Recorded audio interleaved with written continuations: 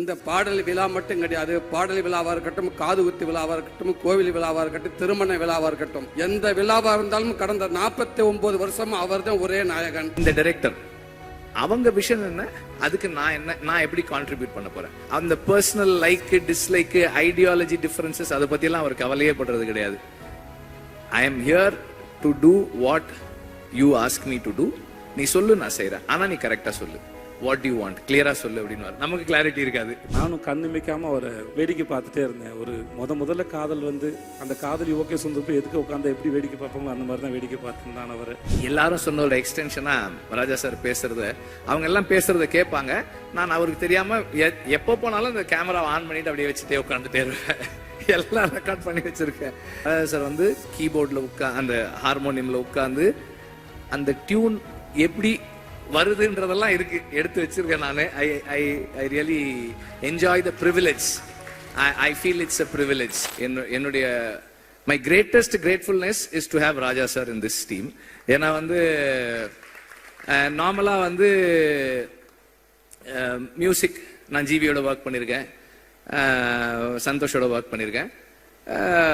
சந்தோஷ் ஒரு மாதிரி ஒர்க் பண்ணுவாரு, ஜிவி ஒரு மாதிரி ஒர்க் பண்ணுவாரு. லிட்டில் என்ன சொல்றது, எனக்கு அவ்வளோ கன்வீனியன்ட் கிடையாது. அது கொஞ்சம் இன்கன்வீனியன்டா இருக்கு எனக்கு.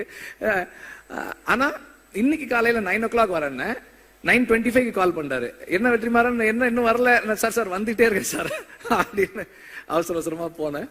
ஸோ எனக்கு ஒரு அந்த மியூசிக் சைட்ல எனக்கு எதுவுமே கவலையே இல்லை. நான் யோசிக்கவே மாட்டேன். அவர் சார் இந்த மாதிரி ஒரு சாங் சார், ஓகே. இந்த மனசுல சாங் அப்படிதான். சார் நான் ஒரு சீக்வன்ஸ் பண்ணிருக்கேன் சார். ஐ திங்க் ஒரு சின்னதா ஒரு சாங் இருந்தா நல்லா இருக்கும்னு எனக்கு தோணுது சார். அந்த சீக்வன்ஸ் காட்டுறேன் அப்படின்னா, சரி காட்டுங்கன்னாரு. நான் காமிச்சேன். அதுல இந்த ப்ரொட்டாகனிஸ்ட் அந்த ஃபீமேல் ப்ரொட்டாகனிஸ்ட் லீட் கிட்ட ப்ரொட்டாகனிஸ்ட் அவன் பேசிட்டு இருக்கான். பேசும்போது எனக்கு இந்த இடத்துல பேசலாமான்னு தெரியல, ஆனா பேசாம இருந்தா ஒரு மாதிரி இருக்கு, ஒரு மாதிரி அன்கம்ஃபர்டபுளா இருக்கு அப்படின்னு சொல்லி அவன் சொல்லுவான். சீன்லாம் பார்த்தாச்சு. ஒரு 2 days கழிச்சு ரெக்கார்டிங் கம்போசிங் உட்காரலான்னு சொன்னாரு. ஒரு 5-6 டியூன்ஸ் கம்போஸ் பண்ணிட்டு அதுல ஒரு சீன் ஒரு டியூன் டிசைட் பண்ணோம். நெக்ஸ்ட் மார்னிங் அவர் கால் பண்ணாரு. இல்ல வெற்றிமாறன், நான் அதை யோசிச்சேன், நான் வேற ஒண்ணு பண்ணிருக்கேன், நீங்க வாங்க அப்படின்னாரு. ஆக்சுவலா நான் அவருக்கு காமிச்சேன், எனக்கு அந்த சீன் மறந்துருச்சு. இவர் டியூன் பண்ணிட்டு லிரிக் எழுதிட்டாரு. மனசுல ஒரு மாதிரி இருக்கு அப்படின்னு, ஒரு மாதிரியா இருக்கு, நல்லா இருக்கு சார். அப்ப சொன்னாரு, அந்த சீன்ல அவன் சொல்றான்ல அதனாலதான் அது அப்படின்னாரு. ஸோ அது எனக்கு ரொம்ப ஆச்சரியமா இருக்கும். நான் அசிஸ்டன்ட் டைரக்டரா ஒர்க் பண்ணும் போதே நோட் பண்ணிருக்கேன். ராஜா சார் ரீல் ஒரு தடவை பார்ப்பாங்க, பார்த்துட்டு நோட்ஸ் எழுத போயிட்டு திரும்பி இன்ஜினியர்கிட்ட சொல்லுவாரு, அந்த 24வது அடி 14th ஃப்ரேம்ல இருந்து சிங்க் ஸ்டார்ட் பண்ணுங்கன்னு. கரெக்டா அங்கிருந்து வச்சா அந்த மியூசிக் கரெக்டா இருக்கும், அந்த சேஞ்ச் ஓவர் கரெக்டா இருக்கும். ஸோ அவ்வளோ மெமரியோட அவ்வளோ ஷார்ப்பா ஒர்க் பண்ணுவாரு.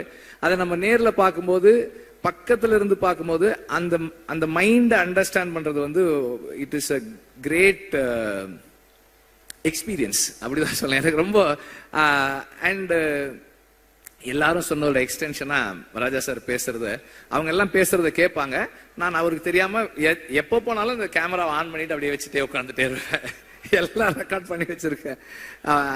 ராஜா சார் கீபோர்ட்ல அந்த ஹார்மோனியம்ல உட்காந்து அந்த டியூன் எப்படி வருதுன்றதெல்லாம் இருக்கு, எடுத்து வச்சிருக்கேன் நானு. I really enjoy the privilege. I feel it's a privilege எனக்கு. அண்ட் அவர் எனக்கு நிறைய ஸ்பேஸ் கொடுக்குறாரு. இந்த சென்ஸ் பர்சனலா அவரோட இன்டராக்ட் பண்றதுக்கு, பேசுறதுக்கு, நமக்கு பிடிச்சதை சொல்றதுக்கு.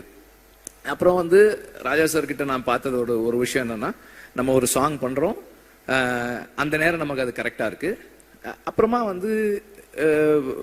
as we take long time to make the film, அந்த ப்ராசஸ்ல ஏதாவது மிஸ் ஆகும்போது, சார் இல்ல சார் எனக்கு வேற மாதிரி இருந்தா நல்லா, ஓகே அதை விட்டுரு, வேற பாட்டு பண்ணிக்கலாம். அவரோட ஒரே என்னன்னா, இந்த படம் இந்த டைரக்டர் அவங்க விஷன் என்ன, அதுக்கு நான் எப்படி கான்ட்ரிபியூட் பண்ண போறேன்.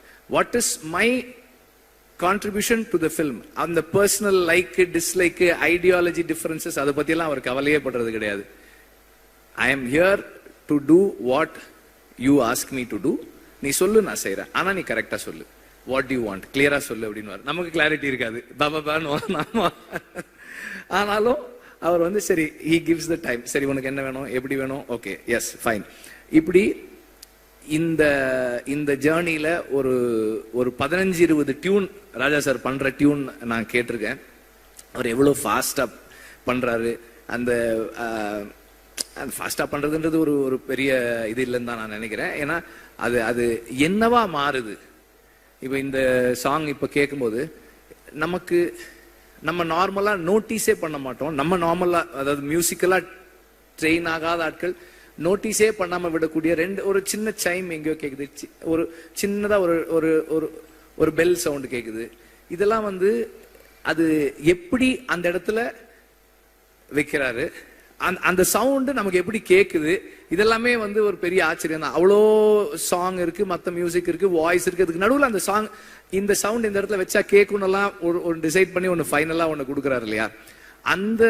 அதுதான் அந்த என்ன சொல்றது, மியூசிக்கல், அந்த ஜீனியஸ் மியூசிக்கல் மைண்ட். அது பக்கத்துல இருந்து பாக்குறது எனக்கு ரொம்ப சந்தோஷம். இதுல இந்த படத்துல 4 சாங்ஸ், 4மே 4 விதமான சாங்ஸ். ஸோ ஒரு இந்த ஜேர்னில எனக்கு ராஜா சாரோட இருந்து அவரோட இன்டராக்ட் பண்றதுக்கான ஆப்பர்ச்சுனிட்டின்றது என்னுடைய லைஃப்ல, பர்சனல் லைஃப்ல என்ன நான் இம்ப்ரூவ் பண்ணிக்கிறதுக்கான ஒரு பெரிய கிஃப்டா தான் நான் பாக்குறேன். அதை என்ன எல்லா விதத்திலையும் வந்து இம்ப்ரூவ் பண்ணிக்கிறதுக்கான ஒரு பாசிபிலிட்டி அது. அண்ட் எங்க ஐயா நம்ம ராசா இளையராஜா ஐயா இந்த விழா மட்டும் கிடையாது, இந்த பாடல் விழா மட்டும் கிடையாது. பாடல் விழாவா இருக்கட்டும், காது குத்து விழாவா இருக்கட்டும், கோவில் விழாவா இருக்கட்டும், திருமண விழாவா இருக்கட்டும், எந்த விழாவா இருந்தாலும் கடந்த 49 வருஷம் அவர் தான் ஒரே நாயகன். எல்லாத்துலயுமே அவர் தான் இருந்திருக்காரு. அந்த வேலையெல்லாம் பார்த்துட்டு வந்து நைட்டு கை கால் வலியோட வந்து படுத்து கிடக்கிறப்ப, அசஞ்ச அப்படி படுத்து கிடக்கிறப்ப, அப்படியே எதிர்த்த வீட்டில் ஜன்னல லேசா பாட்டு கேட்கும், ஐயாவோட பாட்டு. அப்படியே மெல்ல போய் அந்த வீட்டுக்காரனை கதவை டொக் டொக் 2 தட்டு, என்ன பாண்டுவேன், லேசா அதை ஓப்பன் பண்ணி விடுங்கண்ணே, புண்ணியமா போ, இந்த கதவை கொஞ்சம் திறங்கண்ணேன்டுவேன். அப்படியே காத்து வந்து மேல அடிச்ச மாதிரி அவருடைய வரிகள், அந்த பாட்டு வந்து நம்மளை அப்படியே தட்டி எழுப்புவோம். அந்த பாட்டு சத்தத்தை கேட்டு அப்படியே படுத்துட்டோம்டா, பக்கத்துல ஒரு தாய் ஸ்தானத்துல அவரோட பாட்டெல்லாம் வந்து நமக்கு ஆறுதல் கொடுக்கும். டேய் கவலைப்படாத, எல்லாம் சரியாயிடும், சரியா, வாங்கடா வாங்க, நல்லா இருப்பேங்கடா, எல்லாம் சரியா, வலியெல்லாம் போயிடும் அப்படின்னு சொல்ற மாதிரி இருக்கும். அந்த வலி எல்லாம் அப்படியே பறந்து ரொம்ப தூரமா போயிடும். அது மறுநாள் காலையில் இருந்துச்சு ஒரு தைரியமா ஓடுவோம். பெரிய ஒரு நம்பிக்கையை கொடுத்துச்சு. அப்படிப்பட்ட ஒரு மாபெரும் இசை கலைஞன், இசை கடவுள் அப்படின்னு சொல்லலாம். உலகத்துல இசை மருத்துவர், தலை சிறந்த இசை மருத்துவர் சொல்ல இப்படி சொல்லிக்கிட்டே போகலாம். எவ்வளவு வார்த்தையில சொன்னாலும் பொருந்தக்கூடிய ஒரே மனிதர் எங்க ஐயா அவர்கள் தான். நேற்று ஒரு ஈவினிங் போல ஒரு ஃபோன் வந்துச்சு எனக்கு. ஒரு ஐபிஎஸ் அதிகாரி, ரொம்ப உயர் போஸ்டிங்ல இருக்கக்கூடியவர். பார்த்து ஒரு 3 மிஸ்டு காலையில் கால் பண்ணிருக்காரு. நான் ஈவினிங் ஒரு 5 மணிக்கு தான் நான் பார்த்தோன்னே பதறிப்பை, என்ன ஆச்சு ஏதாச்சும் எதுவும் பிரச்சனைன்னு சொல்லிட்டு பதறிப்பை, சார் வணக்கங்க சார் நான் கவனிக்கல சார் சொல்லுங்க சார்ன்றேன். என்னங்க அந்த மனுஷன் பாட்டு போட்டிருக்காரு, என்னங்க பாட்டு சாண்டு, அந்த தென்னந்தனமும் பாட்டு கேட்டீங்க, எத்தனை தடவை நான் கேட்டேன்னே தெரியலைங்க எனக்கு. எங்க உண்மைக்கு தொலைக்குதுங்க. அப்படி ஒரு பாட்டு கேட்டுட்டே இருக்கீங்க. உலகத்துல எல்லாத்துக்கும் ஒரு ஆப்ஷன் இருக்குங்க அந்தந்த காலகட்டத்தில். ஆனா ஆப்ஷன் இல்லாத ஒரே ஆப்ஷன் இளையராஜா ஐயா மட்டும்தாங்க. அவருக்கு ரீப்ளேஸ்மெண்ட் யாருமே கிடையாதுங்க, அது அவர் மட்டும்தாங்க அப்படின்னு சொல்லுவாங்க. ரொம்ப சந்தோஷமா இருக்குங்க ஐயா. வாழ்க்கையில் மிகப்பெரிய பதிவு சமீபத்தில் எனக்கு நடந்துச்சு. ஒரு 10 நாளைக்கு முன்னாடி அந்த பாடலை வெளியீட்டு விழா அன்னைக்கு சாரோட ஆபீஸுக்கு போறப்ப நான் ஃபர்ஸ்ட்லேயே வந்துட்டேன். அங்கே யார் இருக்கான்னு கேட்டேன். யாருமே இளையராஜா ஐயா மட்டும்தான் இருக்காங்க அப்படின்னு. டிரைவர்கிட்ட டக்குன்னு வண்டி ஓரங்கட்டு அப்படின்ட்டு வெயிட் பண்ணு, அதாவது வந்ததுக்கு அப்புறம் போகலாம் அப்படின்னு. சொக்கலிங்க பொங்காளி வாங்க போறாரு, சும்மா இருங்க அவர் மட்டும்தான் இருக்காருண்டு. ஏன்னா அவர்கிட்ட போய் உட்காந்து பேசுறதுக்கு நம்மள ஒரு ஆளே இல்லை. இருந்தாலும் யாராவது வரட்டும் அப்படின்ட்டு இப்போ பயத்திலே இருந்தேன். சீக்கிரம் வாங்க சேது வந்துட்டார் பேசிக்கிட்டு இருக்காருன்னு சொன்னாங்க. உடனே விட்றா வண்டியா அப்படின்ட்டு வேகமாக வந்து உட்காந்துருந்தேன். ஐயா கிட்ட ஆசீர்வாதம் பக்கத்தில் உட்காந்துருந்தேன். அடுத்து வெற்றிமாறன் வந்தார்.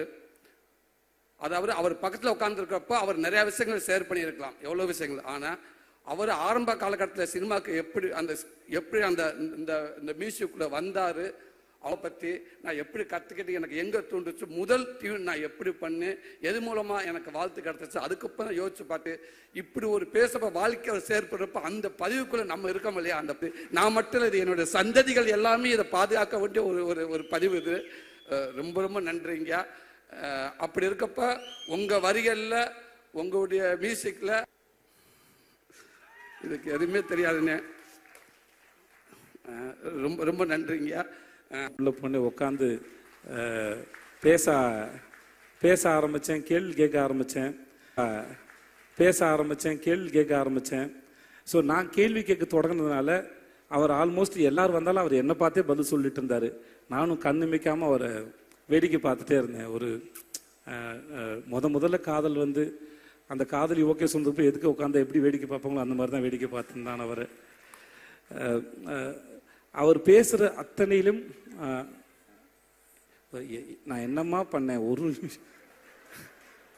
நான் அந்த இடத்துக்கு போய் நடந்த இடத்த ரசித்து அதுக்குள்ளே இருக்கிறத உணர்வுகளை ஈஸியாக மாற்றுற திறமை அவருக்கு இருக்குது. கவிஞனாக இருந்தால் வார்த்தையாக மாற்றிடுவேன். எனக்கு அது எதுவுமே இல்லாதனால நடிகனாக இருக்கனால என்னோடய எக்ஸ்பிரஷன்ஸ் பெருசாக தெரியாது. அதனால் அது வார்த்தையாக தேடி பார்த்து சொல்ல முயற்சி பண்ணுறேன். அந்த நிமிடங்களையும் அந்த நொடிகளையும் முடிந்த அளவுக்கு அதை எலாபரேட் பண்ணி அந்த நொடிகளை நான் ரசித்தேன். அப்படி ஒரு பேரானந்தம் கொடுத்த ராஜா சாருக்கு ரொம்ப ரொம்ப ரொம்ப ரொம்ப நன்றி சார். ரொம்ப நன்றி சார். அவருடைய இசை மட்டும் இல்லாமல் அவருடைய பேச்சுக்கள் மூலமாகவும் நான் நிறையா கற்றுக்கிறேன், புரிஞ்சுக்கிறேன், வாழ்க்கையை இன்னும் புரிஞ்சுக்க ட்ரை பண்ணுறேன். அந்த பாடங்களுக்கு ரொம்ப நன்றி.